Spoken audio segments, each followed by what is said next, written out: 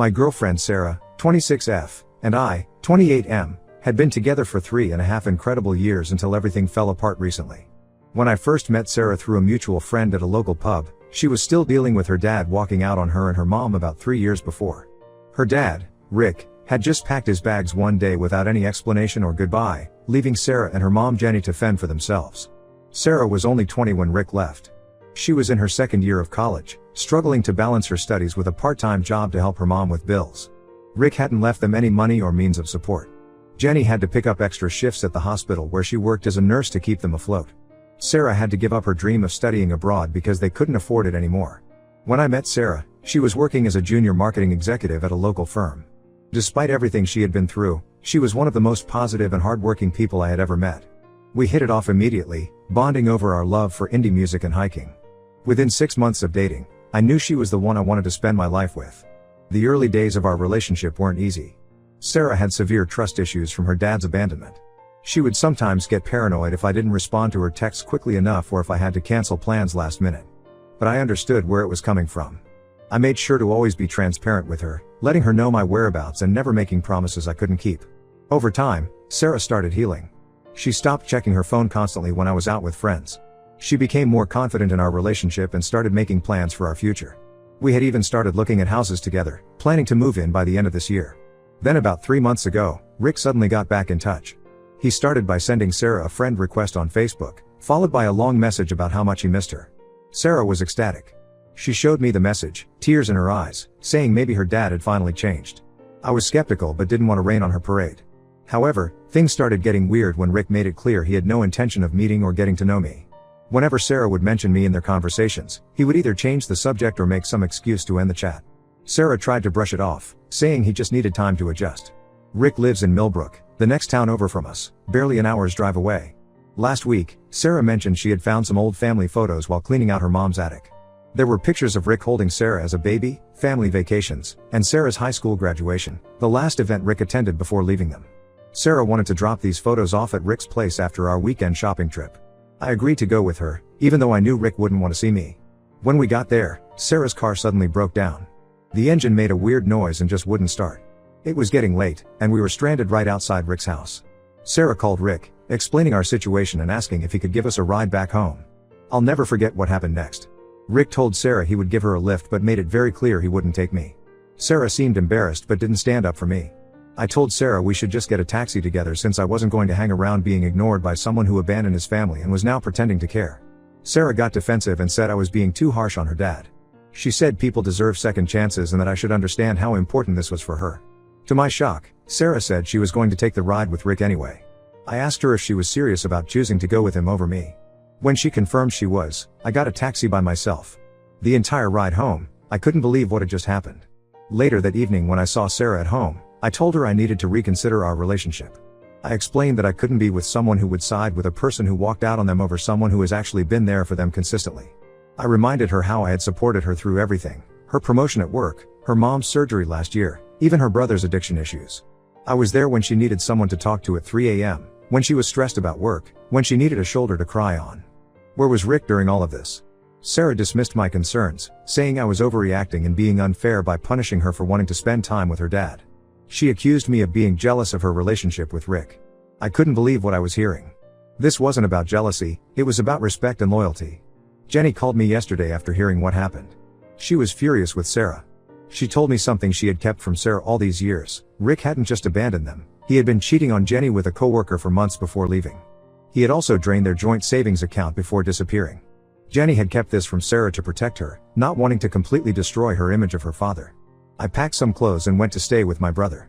Sarah keeps calling and texting, saying we need to talk about this. But I don't see what there is to discuss.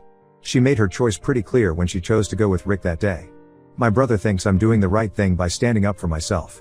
But our mutual friends are divided.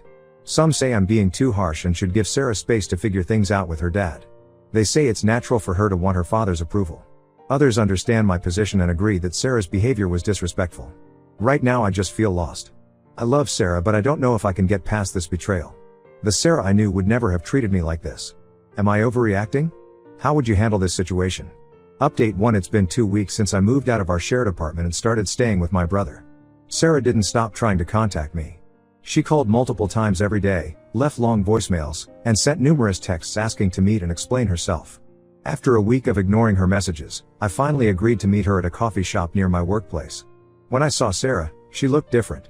She seemed excited, but there was something off about her behavior. She started telling me about all the time she had been spending with Rick over the past 2 weeks. They had been meeting almost every day, going out for meals, and catching up on lost time. Then Sarah dropped the first bombshell. Rick had apparently told her his version of why he left. According to him, Jenny was extremely controlling and wouldn't let him live his life.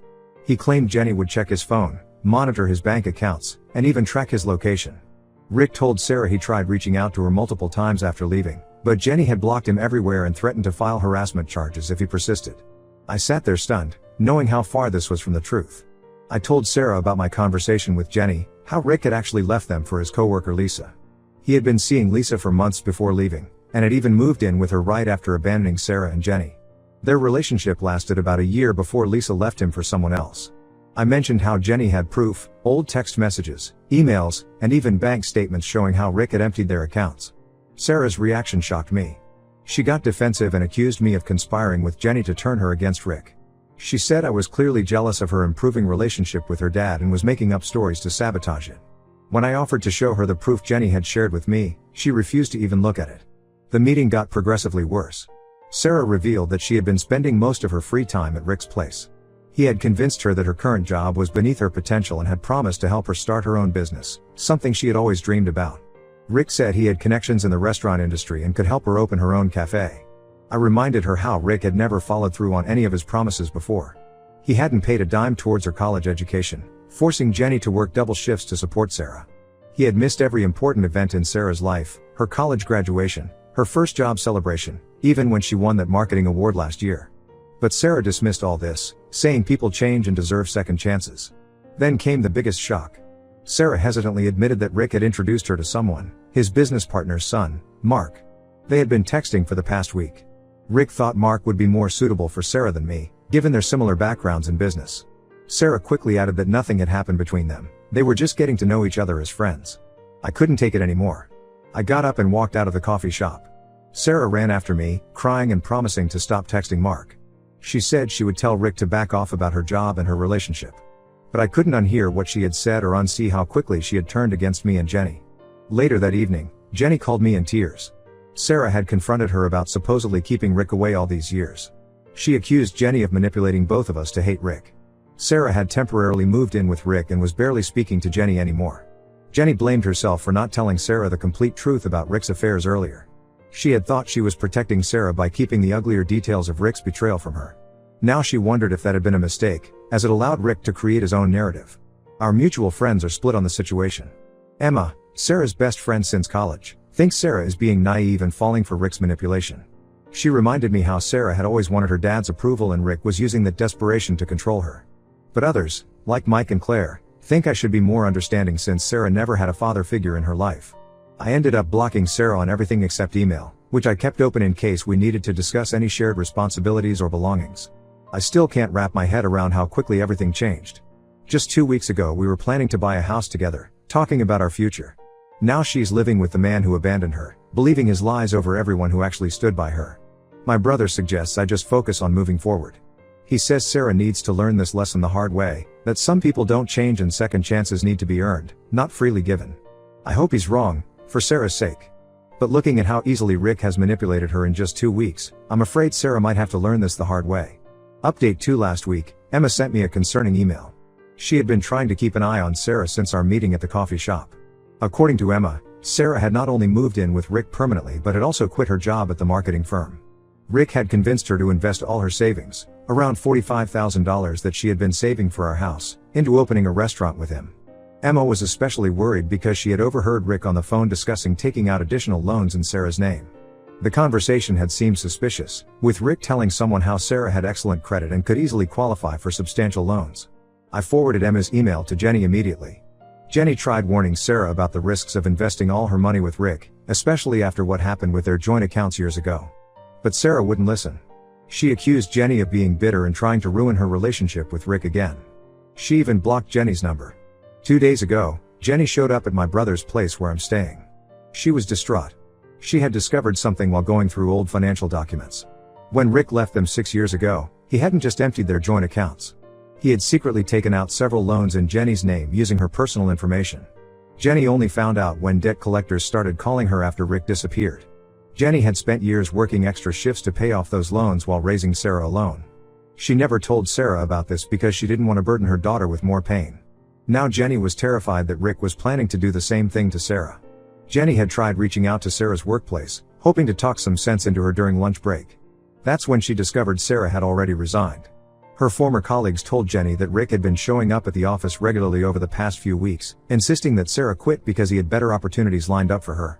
The restaurant venture that Rick was proposing seemed increasingly suspicious. Emma did some research on the property Rick claimed he was buying for the restaurant. The address turned out to be an empty lot that wasn't even listed for sale. When Emma tried to look up the real estate agent Rick mentioned, no such person existed in the area. I decided to investigate further and contacted Rick's supposed business partner, the father of the guy Sarah had been texting. To my shock, this man had no idea who Rick was. He wasn't anyone's business partner and his son Mark wasn't even in the country. He had been working in Australia for the past 2 years. The guy Sarah had been texting was actually Rick's friend pretending to be someone else. Rick had set up this elaborate scheme to make Sarah question her relationship with me while also gaining control over her finances. When Emma tried sharing these discoveries with Sarah, she got the same treatment as Jenny and me. Sarah accused her of being jealous of her success and blocked her. Emma says Sarah has changed dramatically over the past month.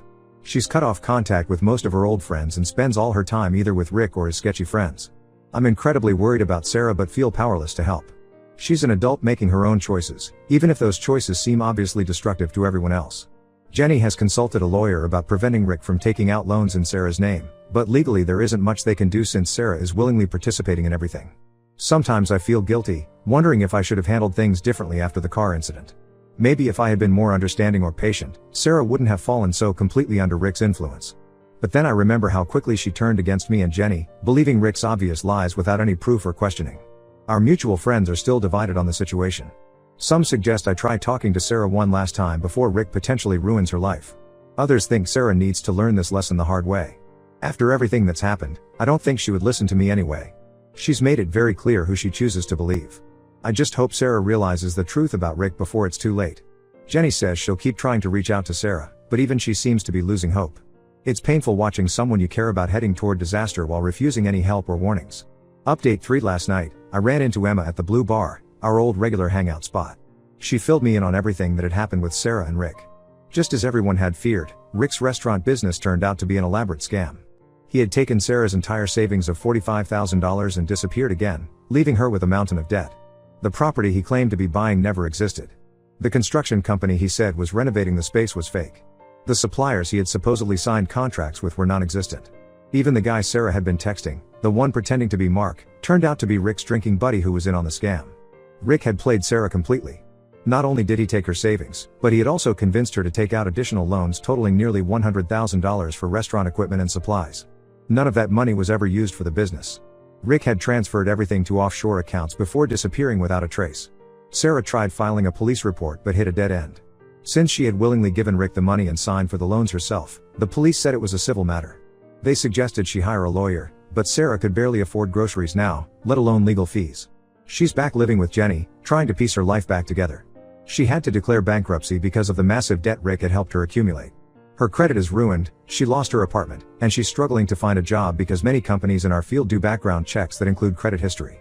Emma mentioned that Sarah had tried reaching out to me multiple times but couldn't since I had blocked her everywhere except email. She wanted to apologize for not believing me and Jenny, for throwing away our relationship for someone who just wanted to use her. But honestly, I'm glad I didn't get those messages. I'm in a much better place now and don't want to revisit that painful chapter of my life. Jenny called me last week. She was worried about Sarah's mental state after everything that happened. Sarah had fallen into a deep depression, barely eating or leaving her room. Jenny asked if I would consider talking to Sarah, saying Sarah deeply regretted choosing Rick over me and Jenny.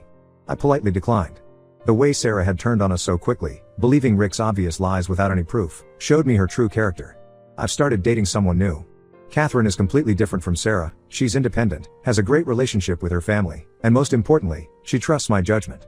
Looking back, I'm grateful I walked away when I did. If I had stayed, I might have gotten dragged into Rick's mess too. Last month, Sarah sent me an email apologizing for everything. She admitted she had been naive and stupid to trust Rick over the people who truly cared about her. She asked if we could try again, promising things would be different this time. I didn't reply. Some bridges, once burned, can't be rebuilt. I wish Sarah well and hope she learns from this experience. But I've moved on with my life. My relationship with Catherine is going great, and we're talking about moving in together. My business is doing well, and I'm finally at peace with everything that happened. Sometimes the best thing you can do is walk away from toxic situations, even if it means leaving behind people you once loved. The whole experience taught me that trust, once broken, is very difficult to repair. This will be my final update on this situation. Thanks to everyone who supported me through this. Life is much better now and I plan to keep it that way.